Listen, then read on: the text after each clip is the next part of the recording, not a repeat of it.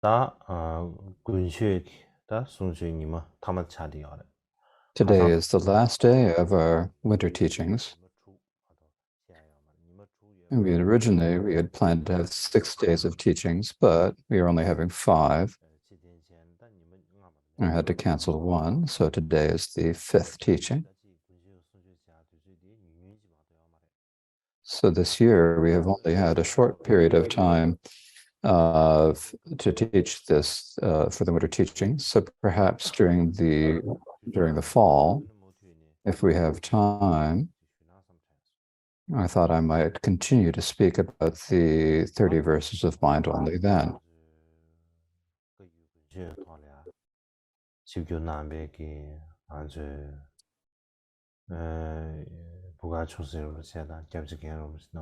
So first of all, I would like to begin by offering my welcome to Boka Rinpoche, to Khenpo Lodro Rinpoche, all the faculty members from the Shedras, all the students in the Shedras, all the lay people and monastics, male and female, who are listening over the internet, and everyone, all the Dharma friends. I'd like to wish you all my greetings.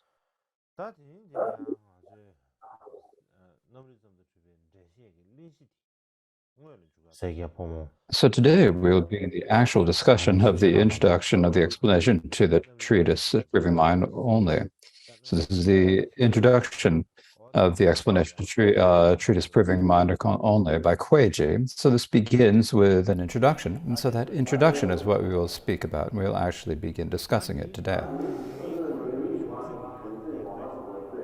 Now, I have the actual Chinese text that I will show you in a slide for you all to see. I've put this all in the slide for you to see, but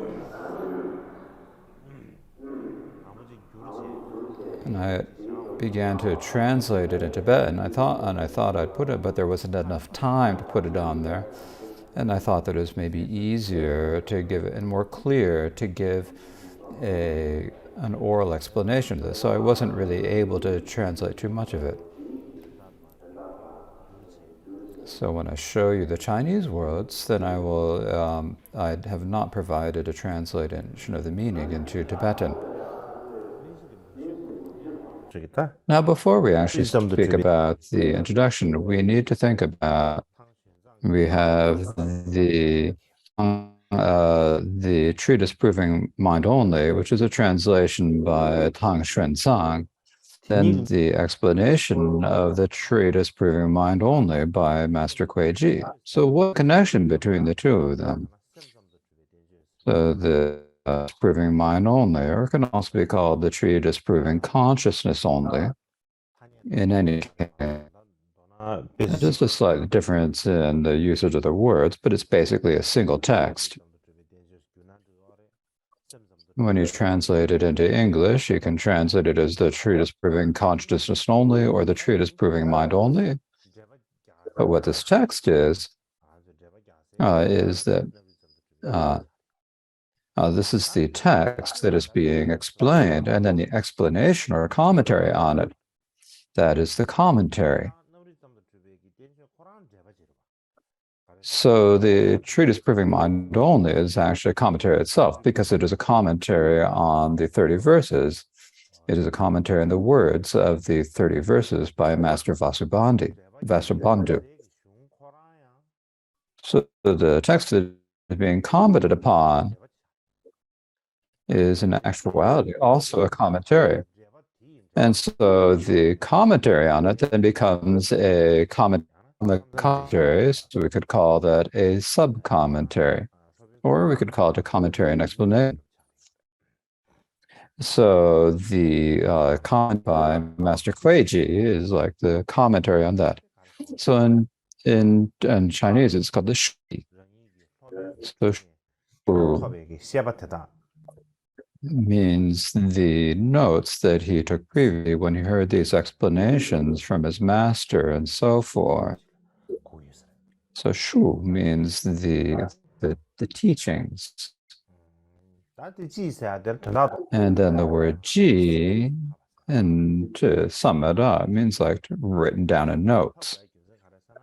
The reason why he took the notes is that if he had not taken notes on what his Lama had taught him, there's the danger he might forget them or lose them. So he wrote them down in notes and kept them. So that is why it is called Ji.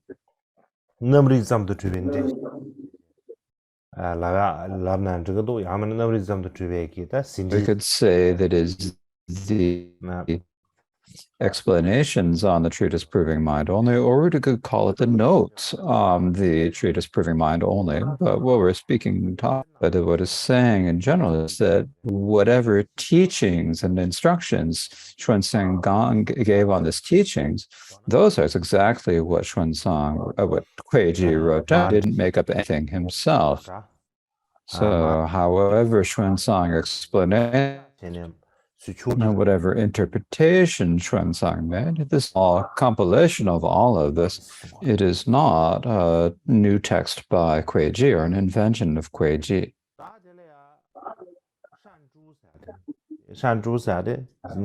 Now there is the Zenshu, the Japanese master Zenshu from the 8th century.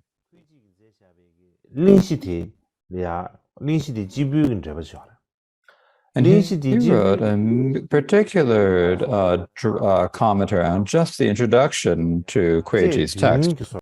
And what he said that there are 7 parts or 7 topics covered in the introduction. So he divided into seven different parts.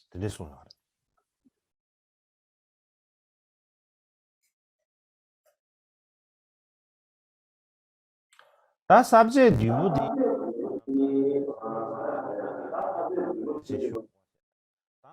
Now, instead of listing each of these 7 different passages, what each of them, the first passage about talks about how nature that the Buddha revealed is profound and difficult to fathom. So this is what the first passage teaches.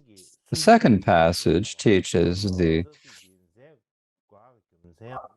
reason why Visabandhu taught the 30 verses or his aim in writing it is to explain the meaning of the words mind consciously that appears in the scriptures. They appear many times, and so he wrote it to explain it. Now, the third passage is that the authors of the commentaries, Dharmapala and the other bodhisattvas, wrote commentaries to clarify and explain the meanings of the 30 verses.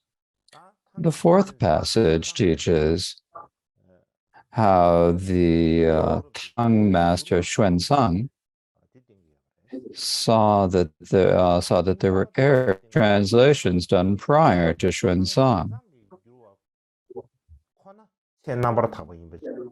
The fifth passage teaches that only Xuanzang's translation is completely correct.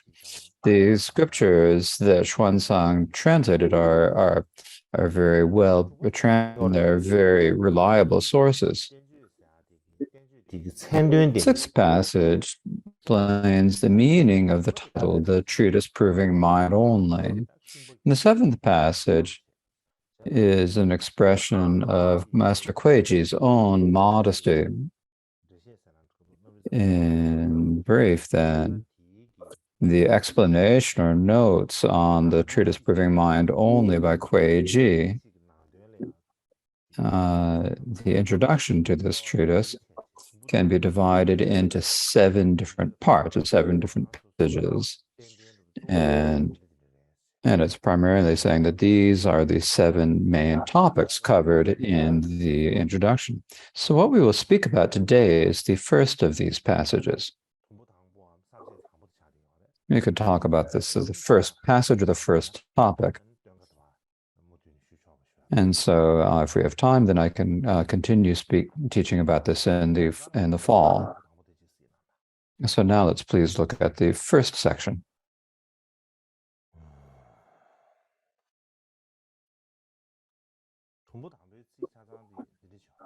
So these are the complete words, the complete text of the first passage.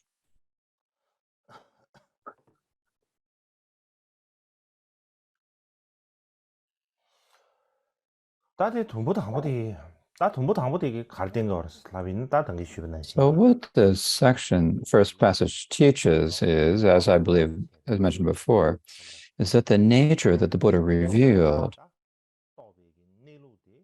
the nature that the Buddha realized is extremely profound and deep and is extremely difficult to realize. And maybe to read the Chinese first. Now, it's not very easy to read because it's a very old text.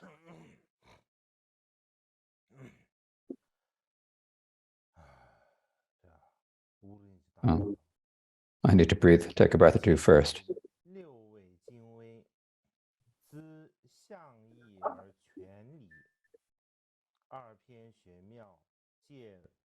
Meng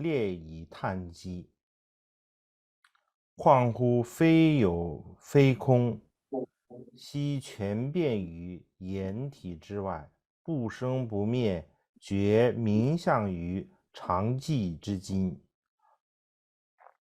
智觉迥照其宗，将胜独真其载，无言之言封今，涛岁财而悦。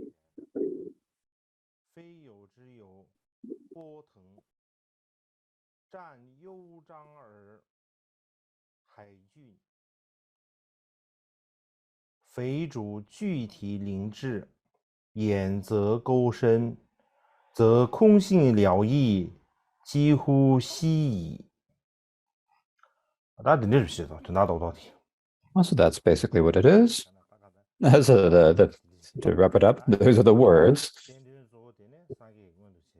Now, primarily, what this is teaching about how the nature that the Buddha manifested is really profound and difficult to fathom. Now, if we want to explain each of these words, so I'm going to divide this up into shorter chunks to explain. And so the first chunk, to explain this first chunk,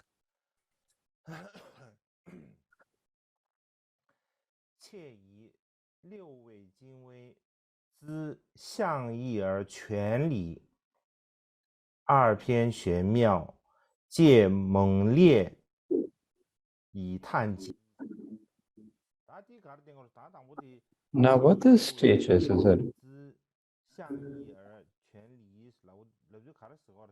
now what this is talking about is,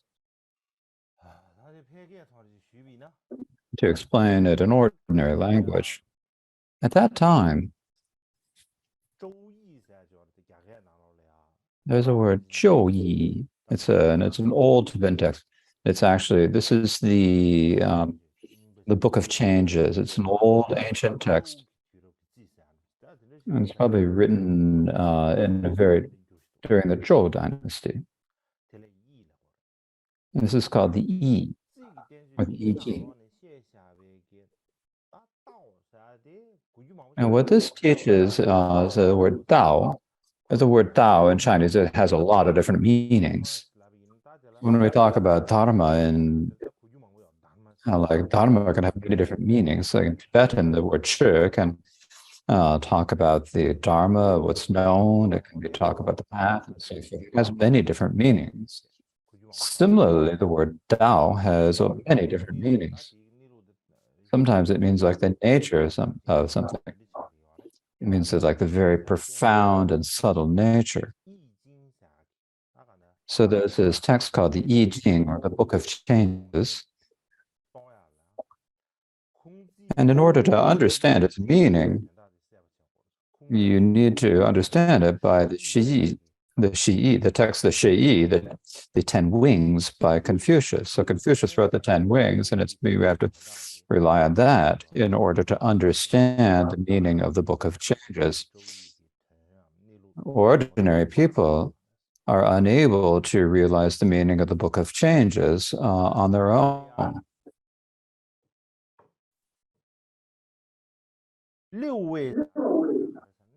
Now, the reason why this is called it's called the 6 sections, or the It means that it's called 列瓦智慧.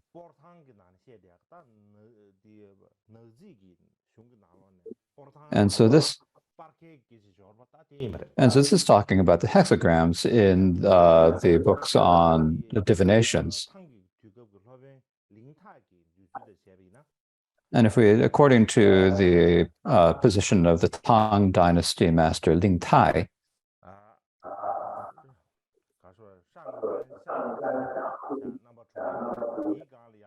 there are 6 different types of Xiangguan Shiwu.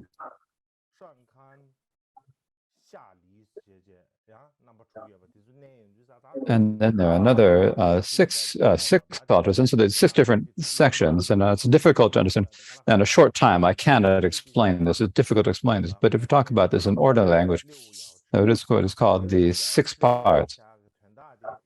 And the meaning of this, we're talking about the nature or the meaning of this, is it is extremely profound. And because it's extremely profound, it's called Jingwei, and the word Jingwei is used in the text because it is so subtle and profound. That's why the text says Jingwei. Now, Luo Shixian says that in the Zhou Ying, as I said, the sages grandly understand the connection between the end and the beginning, and how the 6 lines of the hexagram are accomplished each in its reason. So basically it's saying that from the beginning to the end, if we talk about everything, all things from the beginning to the end come in a sequence of 6 steps. And so for this reason, it is divided to the 6 places, or the six sections. So when you talk about the 6 places, or the 6 wei, the 6 places, what this means is that doesn't actually mention the word I Ching itself, but what this word is meaning. Or what this phrase is teaching, the word of the 6 places, what it's meaning, what we need to understand it as is referring to the I Ching, or the Book of Changes. And so this is an ancient book of divination from many thousands of years ago.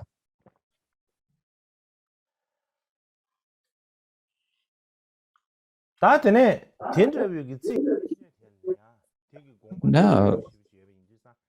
the meaning of this text, the Book of Changes, is so profound, and so there's the word zhi, which means that in order to get an understanding, therefore Confucius, who is of course very well known in Chinese history, and if I have time later, I'll speak about him, but there's not time now. In any case, Confucians wrote a text called the Shi Yi, or the 10 Wings, in order to explain the meaning of this Book of Changes.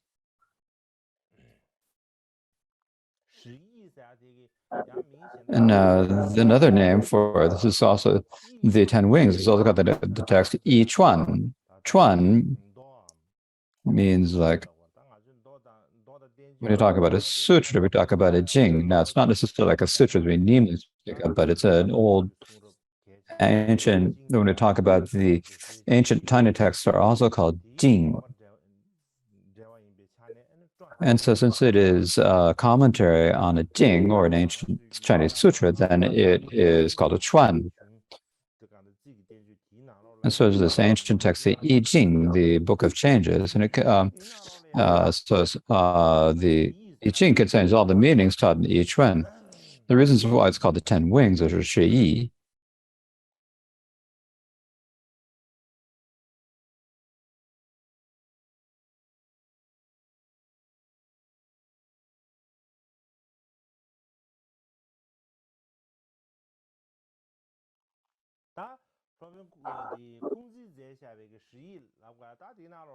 The reason when they talk about the 10 Wings of Shi Yi by Confucius, it says that there are many different chapters, the commentary on the judgment, or the overall image, the commentary on the appended phrases, or the explanation of trigrams, the sequence of hexagrams, and the assorted or miscellaneous hexagrams, and then also the commentary on the words. So there are all these different chapters.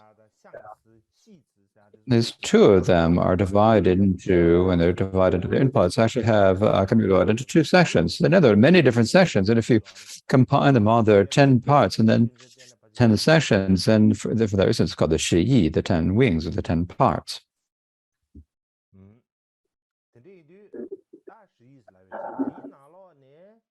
So among them, the word Xiangzi, the section called Xiangzi. This is one of the earlier sections.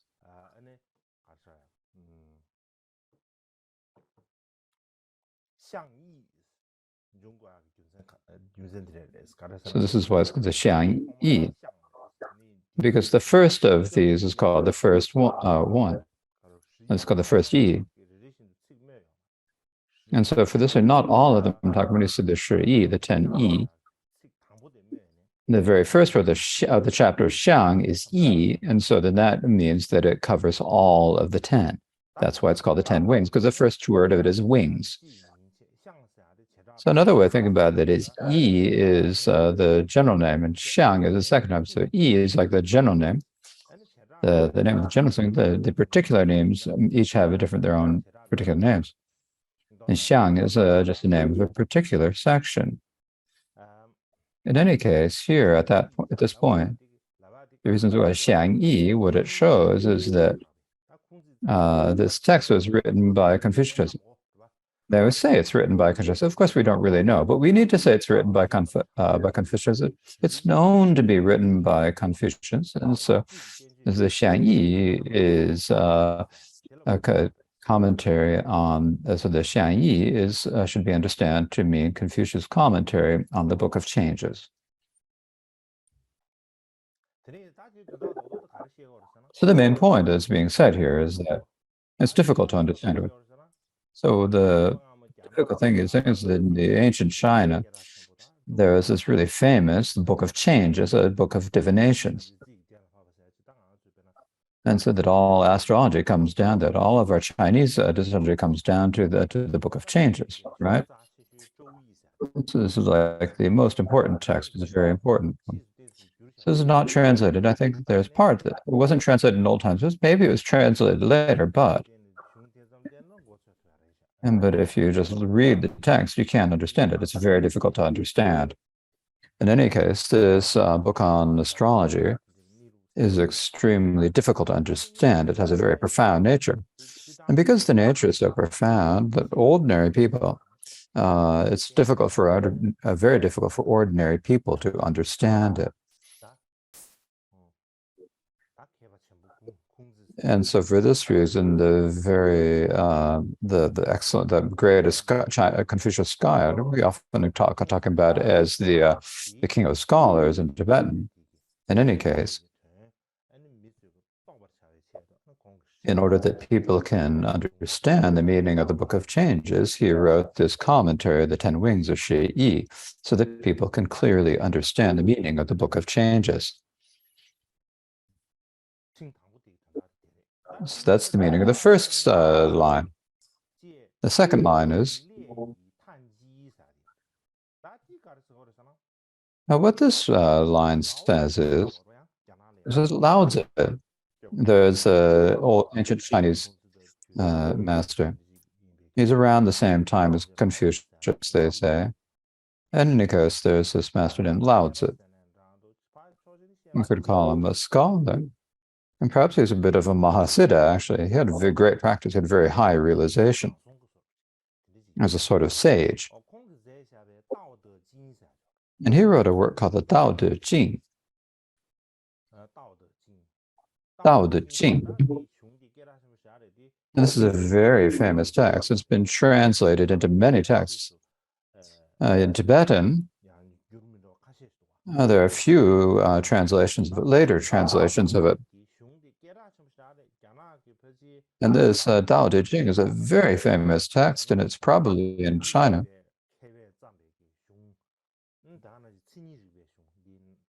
It is probably the most famous ancient Chinese philosophical text. So it's the most famous ancient philosophical text, and it has two parts, or two sections, or two chapters. Because it has two chapters, it's called 二篇, or the two, means the two chapters. So this work by Lao Tzu called the Tao Te Ching that has two chapters is extremely profound and difficult to fathom. And so for that reason, if you want to explain its meaning, you need to look at the works by Zhongzi and Liezi and many other. So Zhongzi and Liezi and many other scholars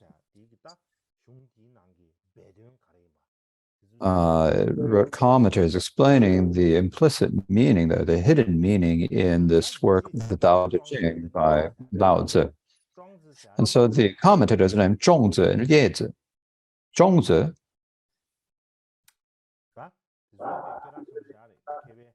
was a very well-known scholar, and is considered one of the greatest Chinese scholars in Chinese history. He's very well-known.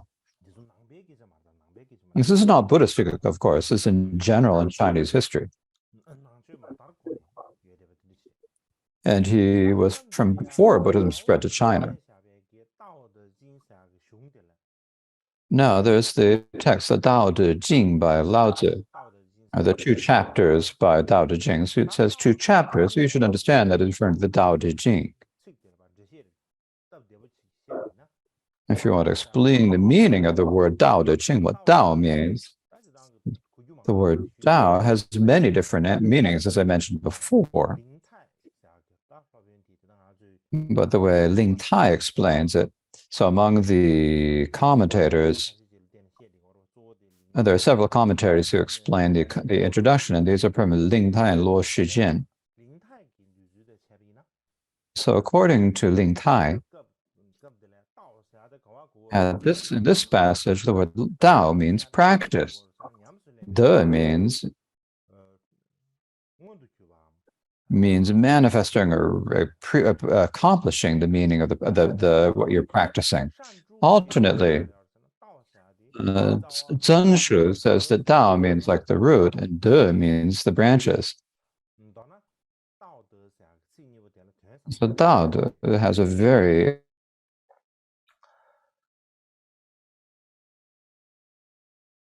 二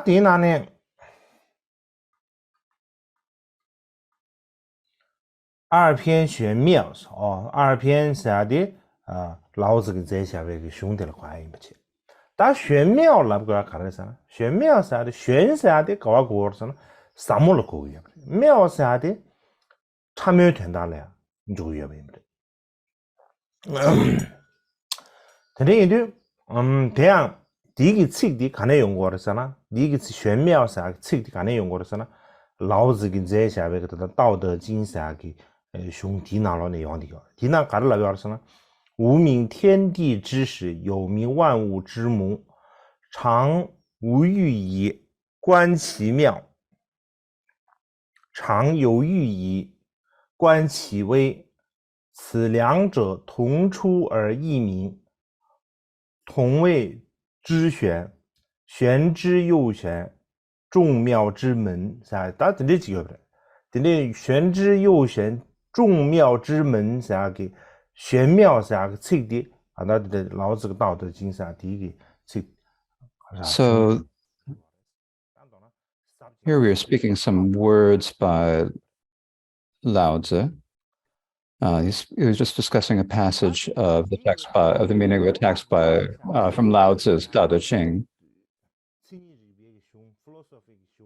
Now, the Tao Te Ching is a very important Chinese philosophical text, not just in China, but it's also a very well-known book throughout the world. It's a very important philosophical text, and because it is so profound, in order that people can understand it, many ancient Chinese philosophers have written commentaries about them. Now, among them, the most well-known is Zhuangzi. So Zhuangzi wrote one commentary on it. And then Liezi also wrote a commentary. So we're going to talk about Zhuangzi and Liezi. So these, when it says Zhuangzi and Liezi, these mean some very well-known ancient scholars. And there's also Shi Ji. And here there's a book called The Historical Records, and Liezi is not mentioned in there, but there is a lot about Confucius.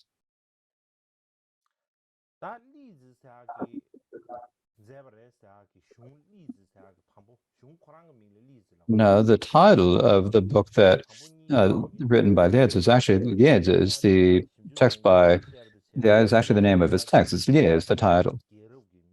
Now, it's not known exactly who it is, but people say it was a cert that's written by a master, by someone in the Qin dynasty, but they probably said it probably wasn't written by a person named Liezi. So this is a talk speaking about contemporary research.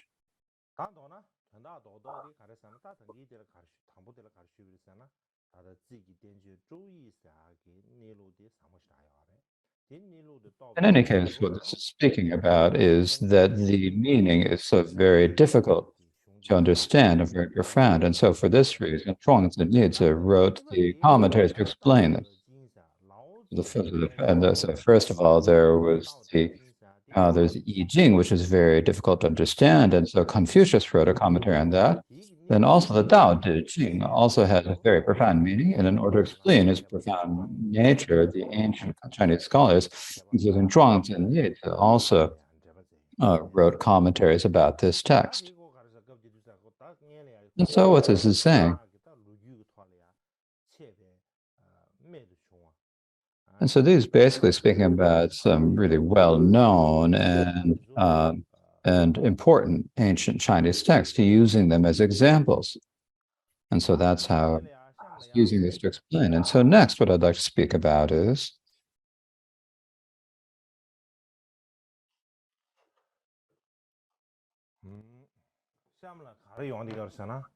so what comes next?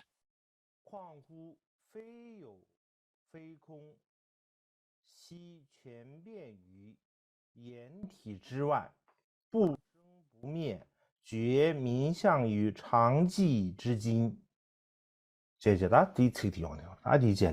this is the line that I will speak about now. So what this teaches is,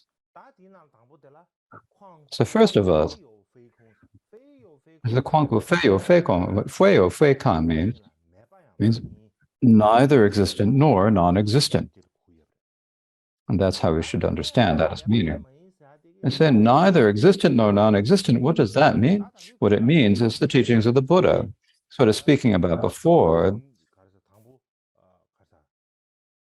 So first we spoke about the text by Confucius and the explanation of the I Ching. So the I Ching, and then there's Confucius wrote a commentary about it. Then we spoke about Lao Tzu's Tao Te Ching.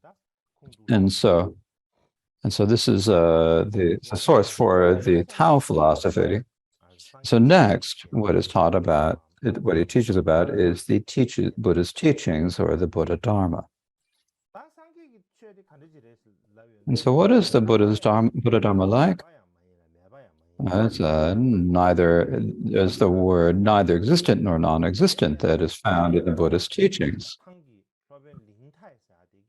So there is the Tang dynasty master Ling Tai, who writes that generally both the Mahayana foundation vehicle both teach neither existent nor non-existent.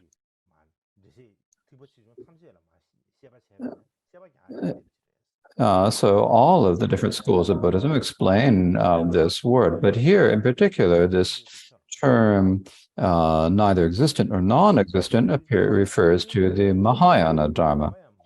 It's because the nature of the Mahayana Dharma teaches is neither existent or non-existent. How does it teach it? It's because the imaginary phenomena are not existent, but the dependent and absolute are also not non-existent. So for one hand, what are they not existent? So what is it not existent? It's that imaginary phenomena are not existent. So what is not non-existent? Well, the dependent and the absolute are not non-existent.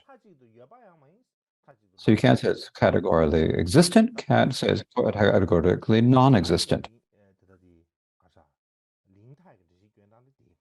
So this is how Ling Tai explains it. Then there is Lo Shi Xian. gives an explanation of neither existent or non-existent. And what he says it means, he says it means the ultimate truth. The ultimate truth is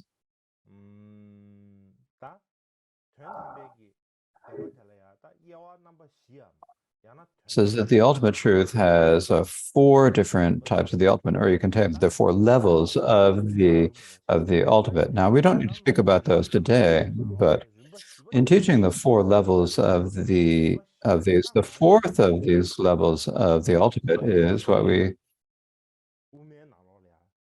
speak about in the middle way. Middle way, we talk about categorized and uncategorized emptiness, and so I think that here, that is speaking about the fourth level here. In any case, and among the four levels taught, the fourth level is neither existent nor non-existent. It is the nature that is neither existent nor non-existent.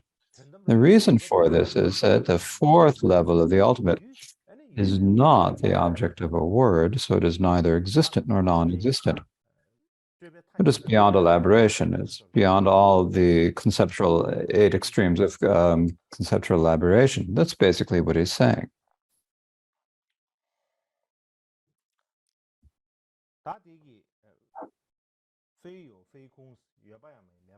So this teaches the fei you fei keng. This means the neither existent nor non-existent.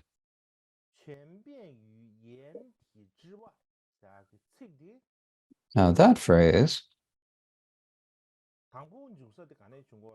where this comes from originally, comes from Zhuangzi's text.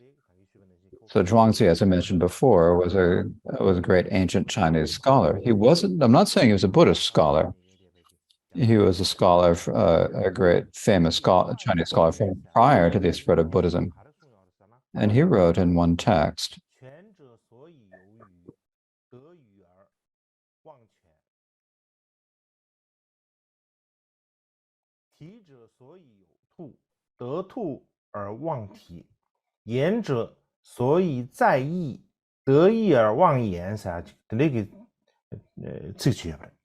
so this is a line from his text. And what this text teaches, the meaning that it's teaching for explaining the Zhuan in the altitude. And so this is actually like an ancient fishing pole or something. And you use the Zhuan to catch fish.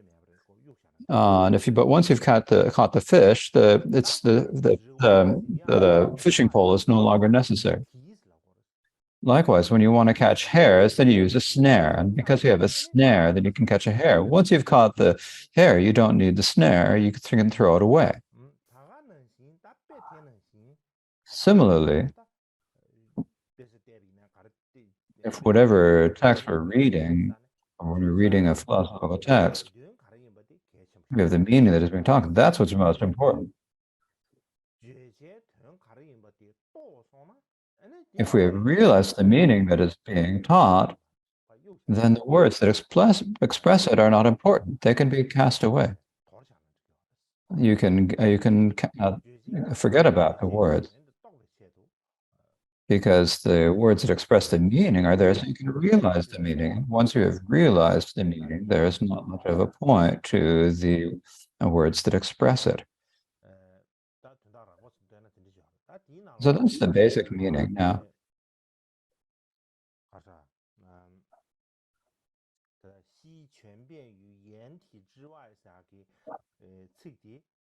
so this phrase from Zhuangzi's text, this is a word that is quoted here. So in brief, so at this point,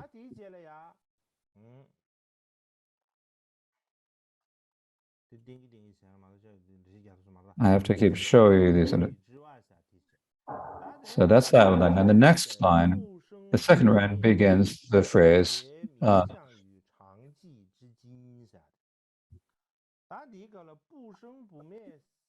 the words 不生不灭, what this can be understood is non-arising and unceasing. You say non-arising and unceasing, what that means is shows such as the nature of all phenomena, suchness. So how is that nature non-arising and unceasing? Because there's no place you can say it initially began here, so it is called non-arising. In the end, it never ceases, so it is called unceasing.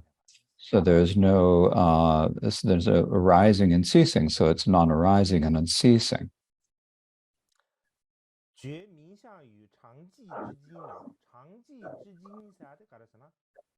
So what this next phrase means is that this also refers to the suchness. And the reason for this is that suchness is the nature of all phenomena, but its nature is extremely peaceful. It's the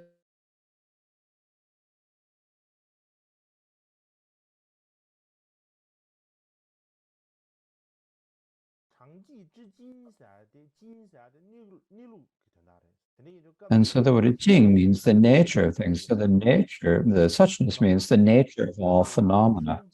Simply, the meaning of this line says that the nature of suchness and it teaches about what the nature of suchness itself is, what the way it abides is.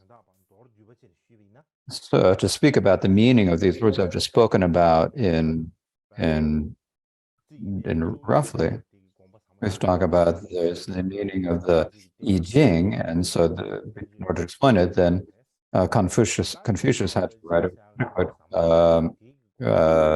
a text on this abandon.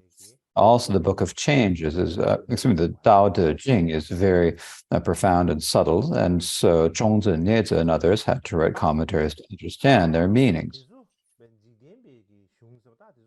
And these are worldly texts. According to the Buddhists, these are worldly texts. And since even if there's worldly philosophy, then they are difficult to understand. Then there's no need to mention the Buddha Dharma, particularly the ultimate truth of the superior Dharma is beyond the nature of the Dharma. It's beyond words, thoughts, and descriptions. So it's unnecessary to say that the texts that teach them are difficult to understand. And so in order to manifest or reveal this meaning, then the Bodhisattvas wrote many different treatises. And in these many treatises, they explained and they commented on these names. And so for that reason, there is something that we must depend upon and rely upon. Even for the worldly texts that we say are different, profound, then many scholars have written commentaries about that, and only then can we become able to understand their meaning. That's the case with them, with the amazing teachings of the Dharma, and particularly the meaning of the ultimate truth that is beyond word, thought, and description, then in order to realize the great scholars and bodhisattvas have had made many explanations and many commentaries. And unless we rely upon these commentaries and explanations, we cannot just on our own, merely by read them, we would be unable to understand and realize the meaning that these texts teach.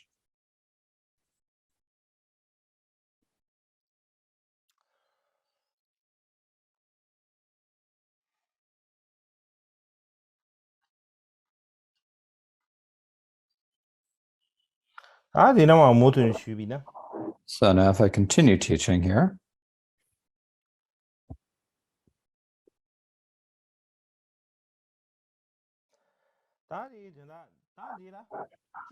So here is 6 lines.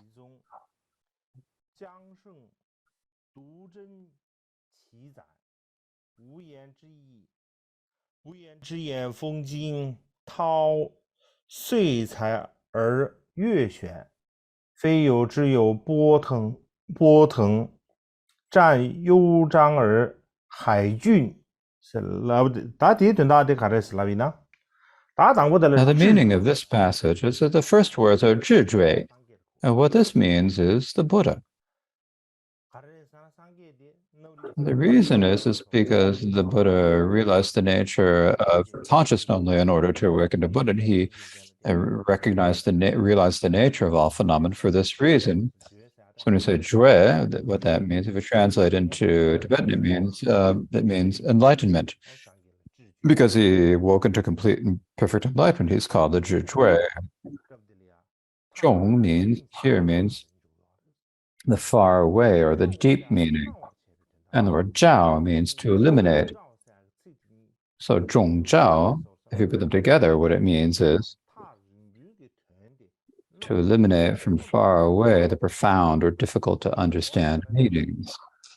So the meaning of this is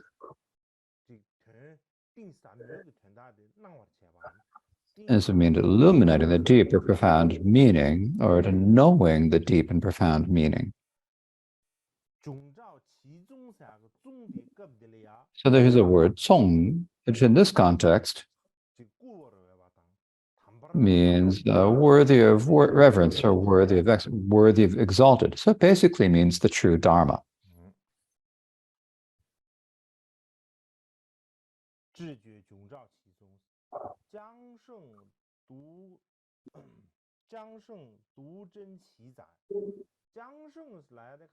the word Jiang Sheng means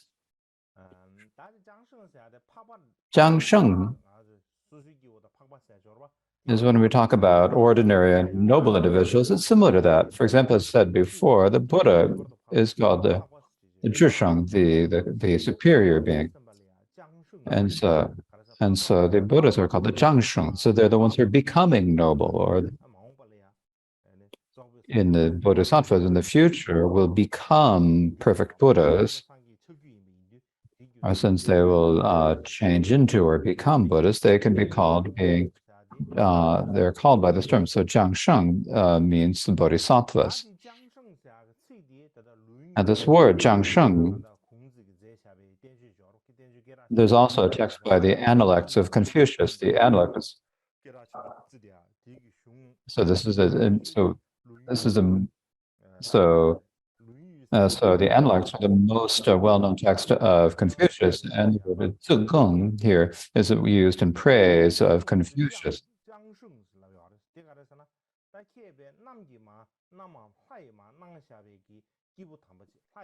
It's like he's a great being who is being given down to us from heaven. It's like a praise for him. So they use the word Jiang Sheng for in the Analects of Confucius. So if you speak about the meaning, we don't need to go through it in detail, but the basic meaning of this is that the Buddhas know the profound and broad meaning, and the Bodhisattvas then wrote treatises that explain the meaning or the intent of the Buddha's words. And let's look at examples. If you have the great ministers help the king to govern the kingdom, so they basically aid the great ministers aid the king in governing the kingdom. It's similar to that. So the Buddha himself knows the profound and deep nature and understand that he taught the Dharma. And in order that we can understand that profound and deep nature, then the Bodhisattvas and great masters of the past have written many treatises. And so they explained the thought of the Buddha's words. And in this way, they're helping the Buddha's, helping spread the Buddha's words. Just as, for an example, as the great ministers will help a king govern the kingdom. So the great ministers are helping or aiding the king in governing the kingdom.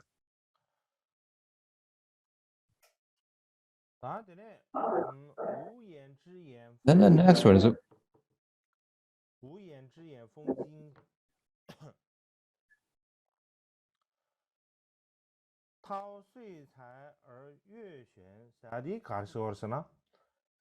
the next word means is, but the word Wu Yin Jian means expressing the inexpressible.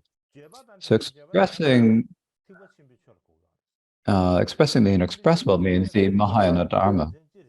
And the reason why it's called expressing the inexpressible is that the middle way nature of the Mahayana. And here, when we're talking middle way here, we're not talking about the middle way as opposed to middle way and mind only. Here we're talking about the nature that doesn't fall to either extreme, the middle way that does not fall to either extreme. So the nature of the nature the nature is beyond expression, so it is called inexpressible. However,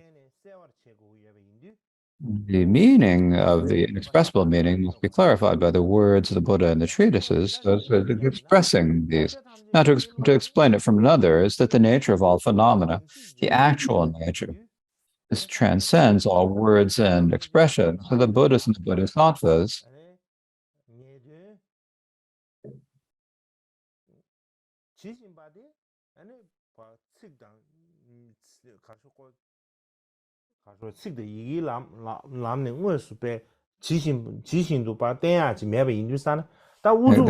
because you cannot actually express the meaning of the ultimate definitive nature by words and meanings, they explained it and worked hard and to merely illustrate its meaning, to kind of point out towards its meaning of the words. And so because of this, we are able to realize the meaning. And due to this, it is called express the inexpressible, because they're words that they're mere words that point towards the inexpressible nature.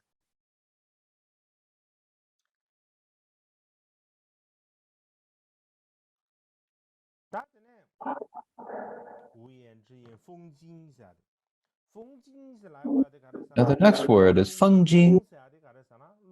Feng means wind. It means jing means waking up from sleep or disturbing your sleep. What it means is the Buddha taught the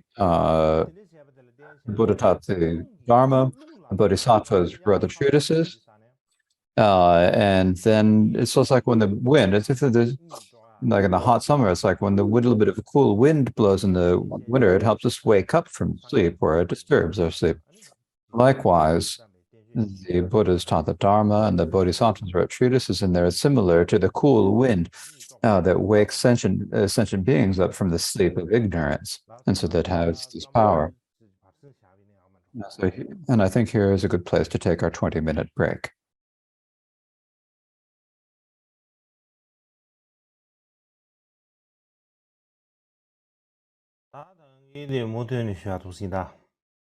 So I will continue where I left off from the phrase 无言是言. So 无言是言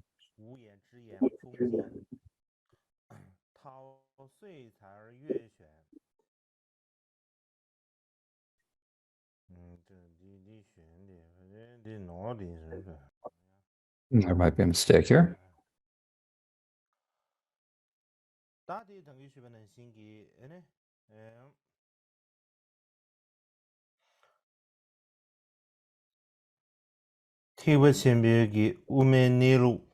I mentioned before, the middle way nature of the Mahayana is ineffable, and so this inexpressible meaning needs to be illuminated by all the words of the Buddha and the treatises, and so for this reason it's called expression of the inexpressible. And within this, there are the words fengjing, where the words in the treatises are compared to the wind. The wind is an analogy for the words in the treatises, and then it says fengjing. And jing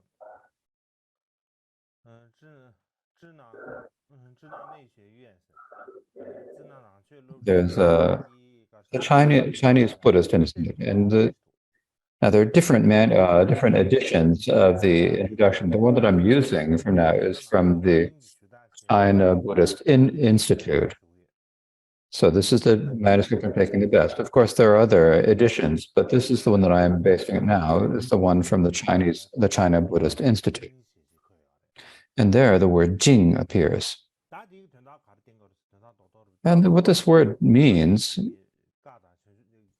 is that the Buddhas taught the Dharma, and the followers, the scholars, wrote treatises.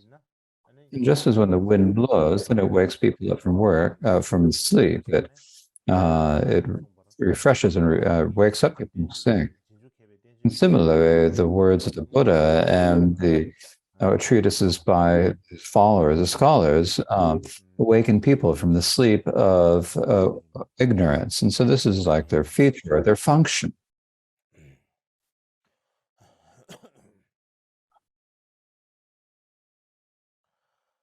掏碎才越玄掏啥的卡的啥呢？ What Tao means, hidden. 碎啥的啥没有讲到？ Sui means found. Cai means the words that express it. It means basically means the words that express it. It means the terms, the words in the words of the Buddha's words in the treatises. So what this means is that the words of the Buddha and the treatises of the great master of the past are like a breeze, as I mentioned. It's like a cool breeze. And this gives also, refreshes all sentient beings. And when the cool wind blows, then it helps them wake up from their sleep. Similar to that analogy, the words and the teachers are, in terms of their literary qualities, in terms of the way they express it, are superior. They're very beautiful. They're wonderful, wonderful, wonderful words.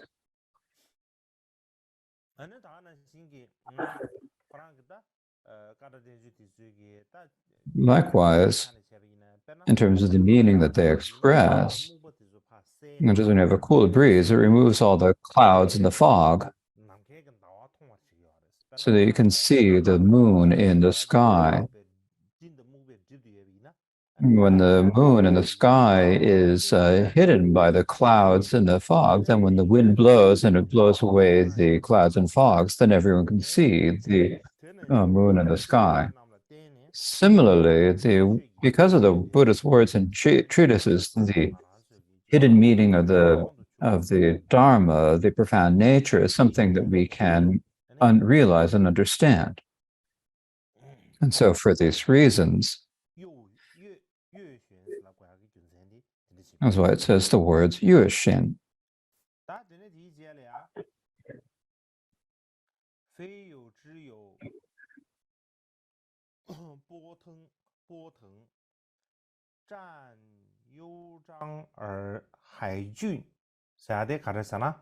Now, what this line says, the first phrase is neither existent nor non-existent.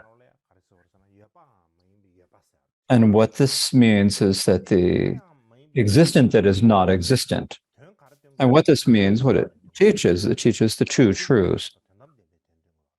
It teaches the relative and the ultimate truth. The way it teaches the relative and the ultimate truths is that all phenomena of experience and existence do not actually exist as they appear to our minds. They're not, the way we fixate on them, they seem like they're real and true, but do they exist truly as they appear to us? They are not. They do not inherently exist as we cling to them. What are they? On the other hand, completely non-existent, like flowers growing in the sky or rabbit horns? They're not like that. So if we said that they're categorically existent or categorically non-existent, then we would have a view that falls into the experience. And so there, the words taught and the words in the Buddhist sutras, like existent and empty, there are many such words, but these words about existence and non-existence shouldn't be thought about in the same way as we usually think about existence and non-existence. They should be understood about a nature that transcends existence. So it's existence that is not existent, and non-existence that is not non-existent. In particular, when talking about the nature, the existence and non-existence, there's no words to use the symbols of words, the signs of a word. And since it's said in the terms and the signs, the convention said that these words are used, of course, but the existence and the non-existence are not the same as the existence and the non-existence that we ordinary people think of. Here, when we're speaking about describing the nature of, then when we're talking about the existence and non-existence, we're talking about the existence that is not existent and the non-existence that is not existent. So that's the existence that is not existent. And the next word is a Wotang, means the text that explains the meaning of the two truths. 占幽章而海郡，占幽章而海郡占下的定什么怀疑？ And the first phrase is Jan means profoundness. The second word means like a good text, a good words expressing the meaning. And then Hai or ocean, it means ocean, right? And the word ocean is an analogy for suchness. Suchness is similar to the ocean. That is Hai Jun means profound. So profound, Jun means profound. And so the meaning of this this is that when the authors of the treatises, the great master of the past who wrote the treatises,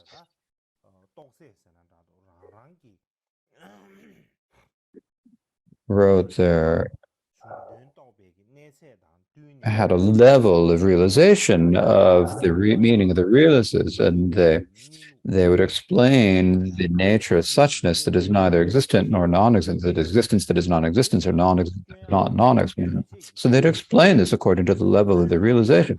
And so the words that they use to explain this, words they use to explain the meaning are like the swells in an ocean.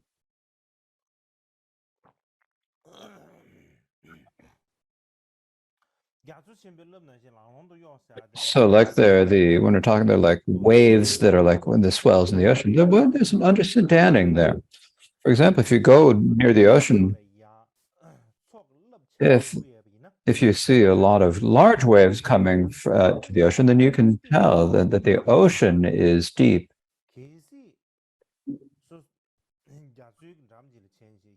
If you go to the ocean side and you don't see very large waves, if the waves are not very large, then you know that the ocean is not that deep. You can determine it from that. So the depth of the ocean can be, from one perspective, determined from the waves. You can determine it from the size of the waves. As in that analogy, there are many treatises that explain the mind only. There's so many different treatises explaining so many treatises explaining the mind only. And because of them, we can understand how deep and profound the Buddha's teachings and the nature of such are. So we can get a good understanding of the depth and profundity of the Buddha's teachings.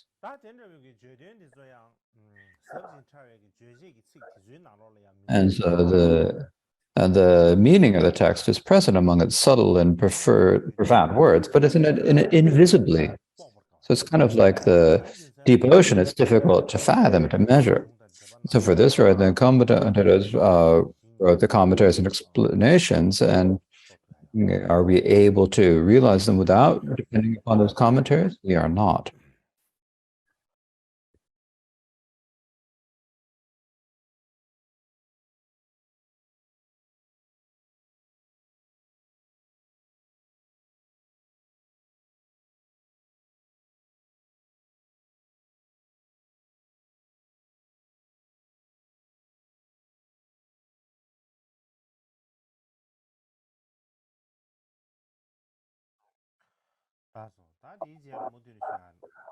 So I will continue now.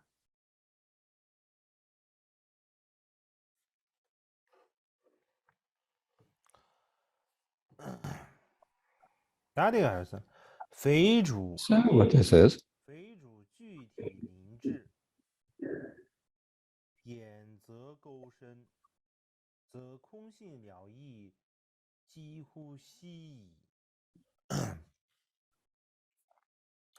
but what this passage says is, first word fei means not, it's a negation. Zhongwu means it's two different.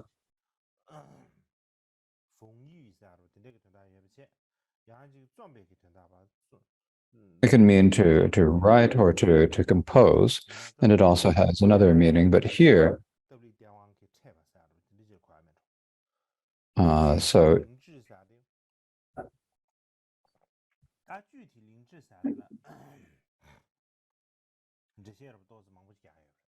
there's a long expression at the next phrase, Juti Lenju. So Juti means the Buddha. So in this sense, there are different explanations of it. Now, it could be understood as the Buddha, and the reason why it is understood as the Buddha is because the Buddha is like qualities by nature, and because he, if we explain it to Shanzhu's, Zenshu's meaning, it refers to Vasubandhu, but here, the original origin of this word Juti is from a text by Mengzi, and Linje refers to the Bodhisattvas. So Lin can mean near, and Zhi means the method. So it means close to the Buddha's wisdom. Because they're close to the Buddha's wisdom, then they're called by this term Lin Zhi. But what Lao Shi Xian means, says, is that at this point, is that we should understand this as meaning the profound wisdom. And so the prince has a clear wisdom. Because that refers to the path of seeing, so therefore, I mean, the individuals who are on the path of training. And so he says that it refers to Vasubandhu.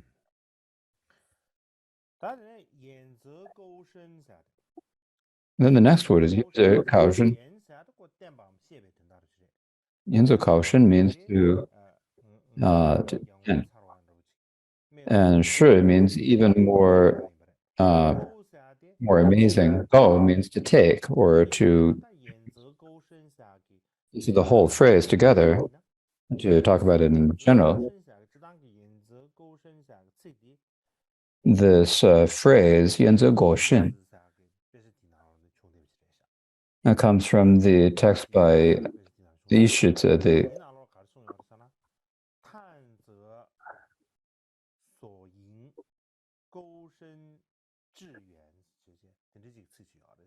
and so there's this line from that. So it comes from that text, the text of the I Ching.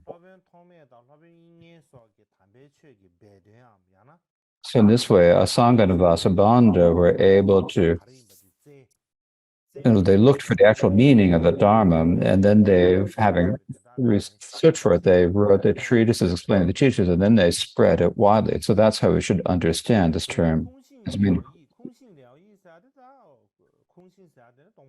So Kongxin Laoyi means emptiness. So it means but it can also mean the definitive meaning. So we're talking about the definitive and the expedient or guiding meaning. So to explain this in general, if we want to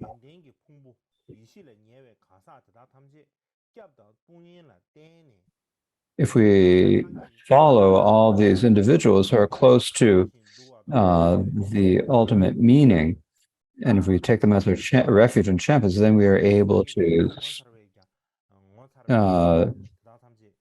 understand the deep and profound nature of the text, and we will be. And if the teachers had not explained these, then we would not be able to understand. We would not be able to understand the meaning. No one would be able to. And we would not have been able to spread the meaning of the meaning of the mind only would not have been spread throughout the world. And the profound points of the ultimate meaning would have been close to extension, or they'd be in danger of disappearing. So at this point, there's this phrase, Juti Lingju, which I mentioned before. So according to Ling Tai's notes on the Treaty of Spiritual Motive, he says that the Juti refers to Buddha because Buddha is the nature of qualities, because the mass of qualities are qualities by nature. So the Juti says it applies to Linji refers to Bodhisattvas. But according to Lo Shijin, Juti means Sangha, and Linji refers to Vasubandhu. And so they explain it in different ways.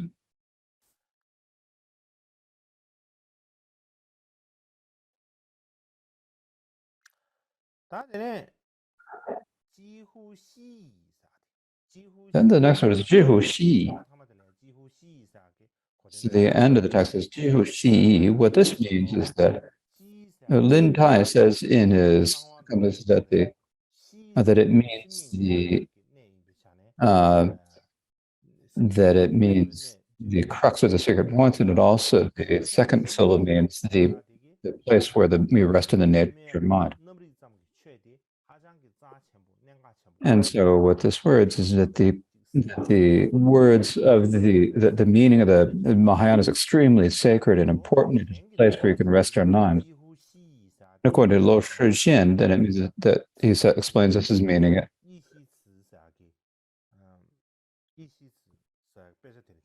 So that Lo Shi says that this comes from a text called the Ishi Zi, and what it probably means is close to extinction. And so it says that it's something that's in danger of disappearing. And so what it's saying here is that the Dharma, the definitive meaning, emptiness, is close to extinction, close to disappearing.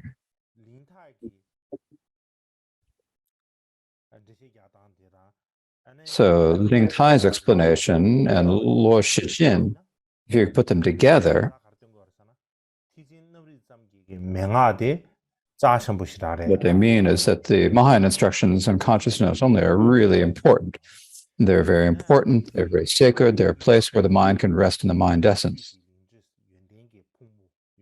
But if noble individuals who were not gatherings of qualities, who were not close to the wisdom, had not gained an understanding of the profound meaning of the true Dharma, then there would have been no one who had been able to explain or to propound the profound nature of the mind only.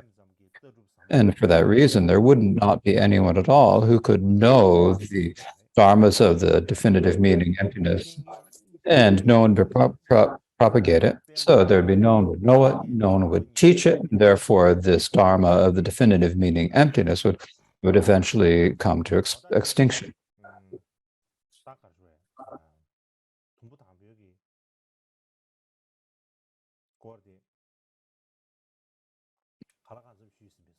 So this is a fair description of the meaning of the first passage from the introduction.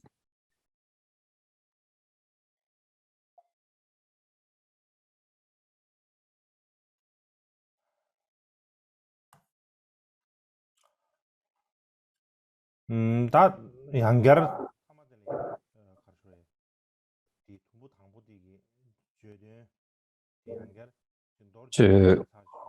now I thought that I would close by once again going through the meaning of this first passage in brief.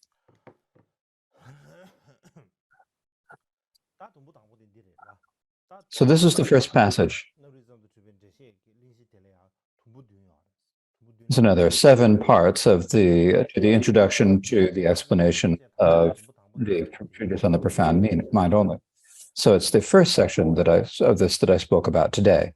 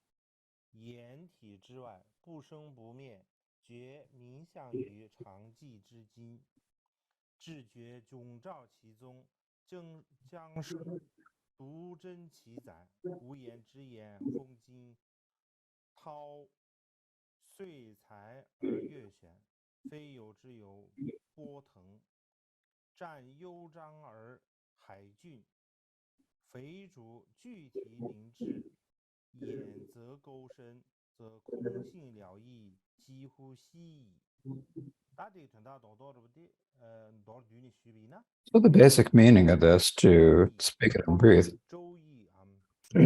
So the Book of Changes. The Book of Changes about astrology, and also the Tao Te Ching by Lao Tzu. So either or both of these are extremely profound and difficult to understand. And so for this reason, scholars such as Confucius wrote explanations, due to which we can now understand understand to some degree, a certain degree, the profound points of these treatises. And so, if this is how it is, even with the worldly treatise, then for the Dharma nature such as is neither existent nor non-existent, non-arising and unceasing, that completely transcends the sphere of the words and description, attributes, and language of the thought. And so, for that reason, there are innumerable bodhisattvas or authors of treatises who wrote treatises about. It's unnecessary to mention that they had to write explanations of the meaning, because if they had not written the commentaries and explanations, it would have been extremely difficult for us to understand it. There'd be no way that we'd be able to understand the meaning. The Buddha knows the profound points in its entirety because he has achieved a complete and perfect awakening. The bodhisattvas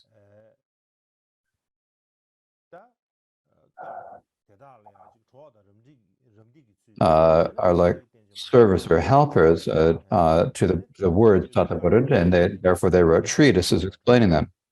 And so then these treatises are like the wind, because the wind will dispel the clouds and fog, so you can see what is far away. That is, you can the deep meaning that is hidden by the clouds and the fog, and so you can see the Dharma like the moon shining in the sky.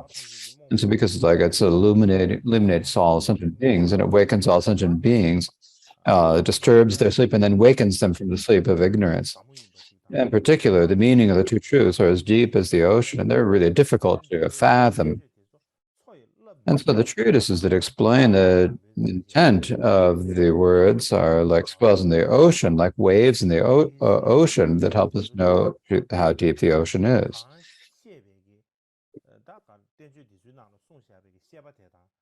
If we did not engage the explanations and the meanings that were taught by the authors in their treatises, then we would be unable to realize that nature that is so difficult to realize. And so that is why the kindness of the Buddhas and Bodhisattvas, they have all appeared, they have taught the true Dharma, they have summarized its essence clearly, and because of this, like they've taught the place where we can rest in the nature of mind, the Dharma that is the crux of all the Mahayana Dharma, meaning of the mind only, the definitive meaning emptiness. And it is spread in the world. And if they had not, all this Mahayana Dharma of the definitive meaning of emptiness would be close to extinction or close to disappearance. And so that is the substance of that. So I think that is enough for my explanation today. And so please recite the prayers as we usually do, and then you say you have a mandala to offering, so please first recite the dedication prayers and then give the mandala offering, and that will complete our teaching.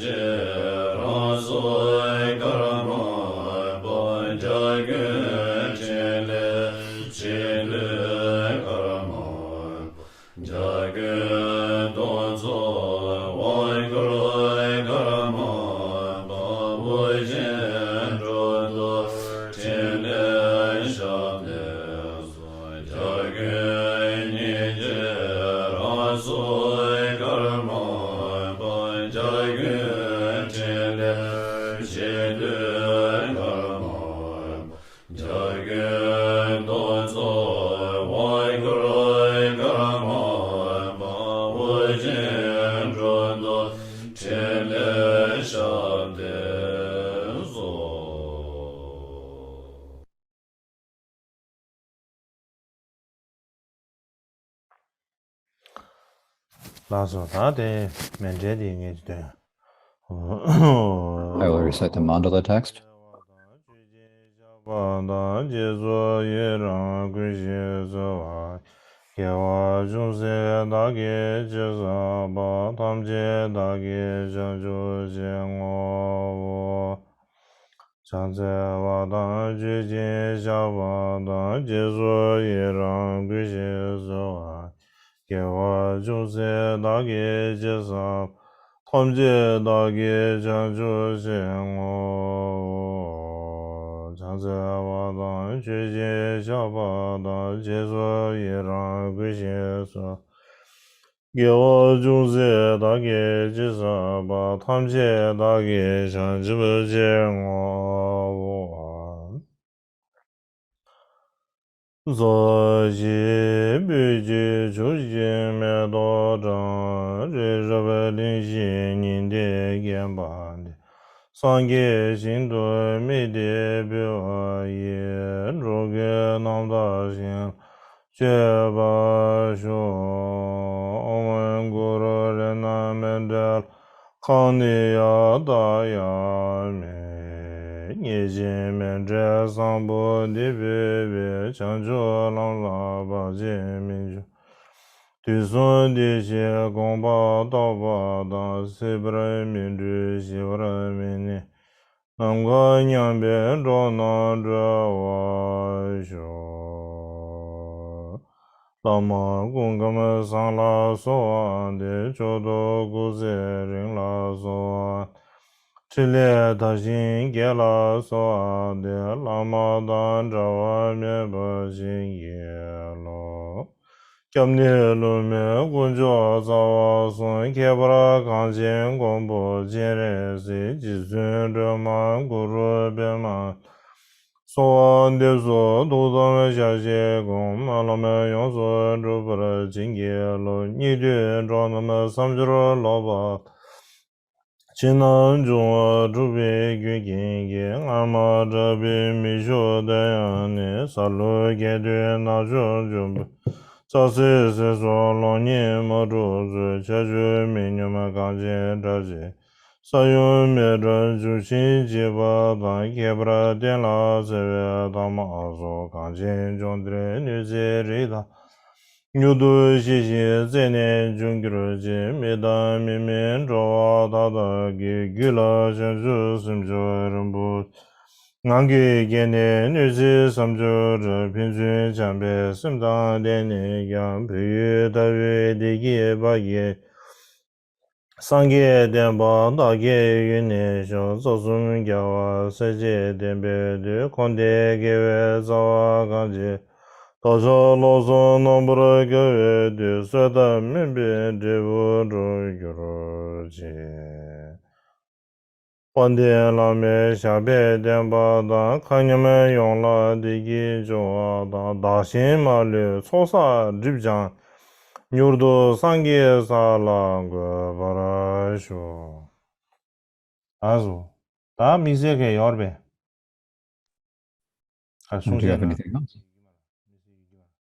You don't have anything to say, I imagine. So that is fine for today. Tomorrow is the last day of the Gunshu. So tomorrow evening at, I can't remember what time it is.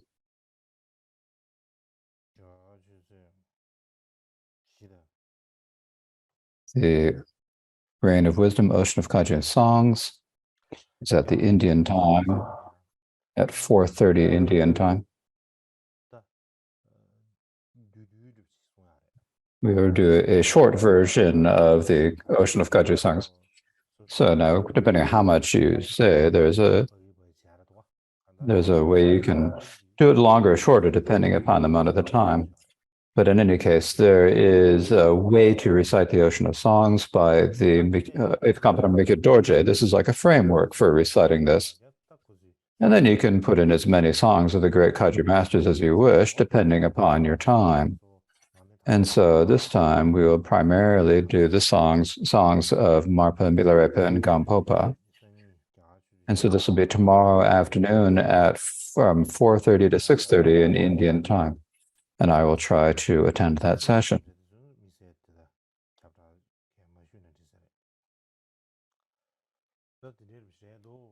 And so that's how it is. I don't really have much else to say now. As I said before,